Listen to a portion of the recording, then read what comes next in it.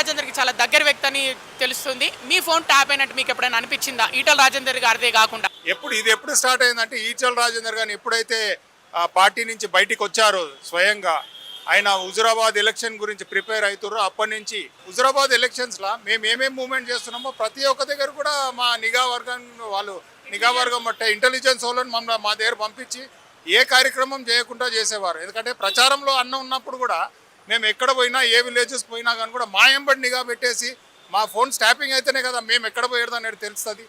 అంటే ప్రతి ప్రచారం దగ్గర కూడా మమ్మల్ని అడ్డుకున్న పరిస్థితి ఉండే. ఈ విషయం ఇదే కాకుండా కానీ కూడా మునుగోడు ఎలక్షన్స్లో కూడా ఇదే పరిస్థితి ఉండే. ప్రతి మూమెంట్ చేస్తుండే. అంటే ఇప్పుడు పోలీసు వాళ్ళు నిఘా పెట్టేది పబ్లిక్ని కంట్రోల్ చేయడానికి వేరే ఆస్పెక్ట్స్ గురించి ఉండాలి, కానీ మా మీద నిఘా పెట్టడానికి టీఆర్ఎస్ ప్రభుత్వం చేసుకుంటే ఇప్పుడు స్వయంగా కేటీఆర్ గారు నిన్న డిక్లరేషన్ చేసి నా భార్యది కూడా చేసుకున్నా అంటే ఆయన ఎంత పెద్ద ఎత్తున ఫోన్ ట్యాపింగ్ చేశారో, అంటే వాళ్ళ భార్య మీద కూడా నిఘా పెట్టించాడు అంటేనే ఎంత అర్థం ఉందనేది అందరూ గ్రహించాలని కోరుతున్నాను.